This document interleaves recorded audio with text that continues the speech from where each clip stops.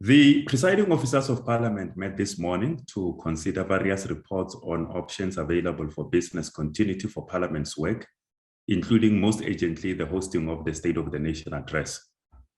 Following a sad and devastating week in which fires that started on Sunday and destroyed Parliament's building, including the National Assembly and sections of the old Assembly wing, Parliament had made a solemn undertaking that despite the devastation of the disaster, we will not allow a situation whereby Parliament's work is derailed or disrupted in any manner.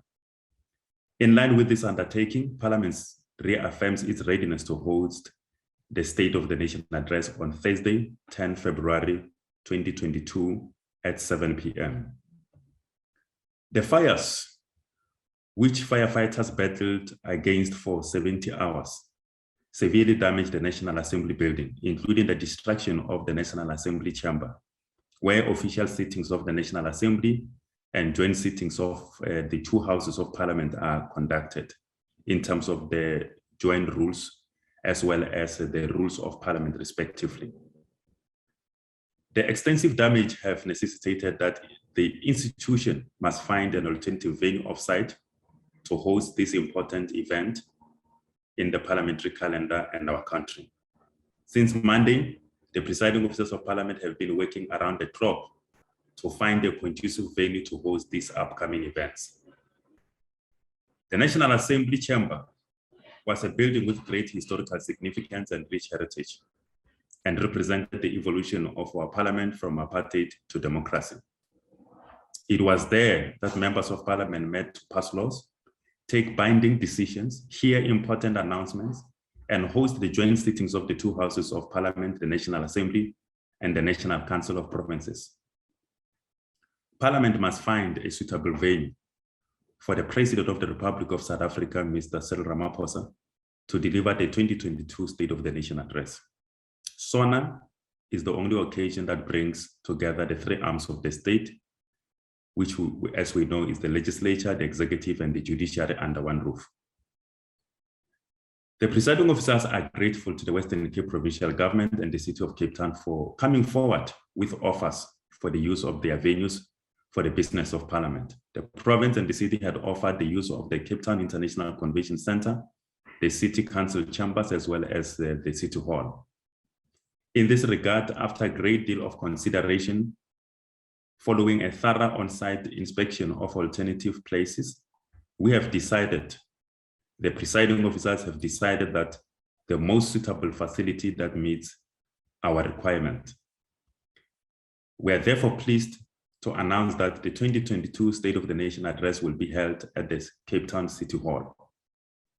The City Hall was considered a suitable venue technically in terms of the infrastructure and its capacity. It is also a befitting place considering its historical significance, which is embedded in the minds and hearts of South Africans. City Hall is the first place where the founding president of our democratic South Africa, former President Nelson Mandela, addressed the nation after his release from prison on the 11th of February 1990, with President Cyril Ramaphosa by his side. Again, on the 9th of May 1994, the late Archbishop Desmond Tutu introduced Utata Mandela to thousands of jubilant South Africans in the same balcony after his election in the National Assembly as the first democratically elected president.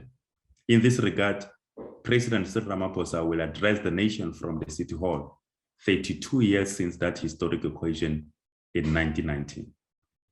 The hall was built in 1905, and it's a historic landmark which is now home to a full-sized statue of Tata Nelson Mandela on the balcony from where he famously addressed his people. The statue was installed in 2017, and an exhibition inside the City Hall dedicated to him is a permanent feature. We have ensured that this decision to host the State of the Nation address outside of the Chamber of the National Assembly is taken in compliance with the joint rules of Parliament that determines where a joint sitting may be held. The President calls this joint sitting of the National Assembly and the NCOP annually to deliver in terms of Section 42 of the Constitution read with Joint Rule 7 of the Rules of Parliament to deliver this important speech. Since it is a joint sitting of the two houses, the Speaker of the National Assembly and the chairperson of the NCP host the event, which is attended by 3 arms of the state. The joint rules also prescribe, amongst others, the venue for a joint sitting. Joint Rule 8 states that joint sittings are held in the chamber of the assembly. The rules also adequately provide for the procedures for the sitting and the conduct of members. Rule 2 of the joint rules provide for unforeseen matters. In terms of Rule 2.1, the Speaker and the chairperson of the National Assembly acting jointly may give a ruling to make a rule in respect of any matter for which the joint rules do not provide. In this regard, a joint rule made by the Speaker and the chairperson will allow SONA to be held in a venue other than the chamber of the assembly. The rule will remain in force until a decision of the Rules Committee is made on such a rule.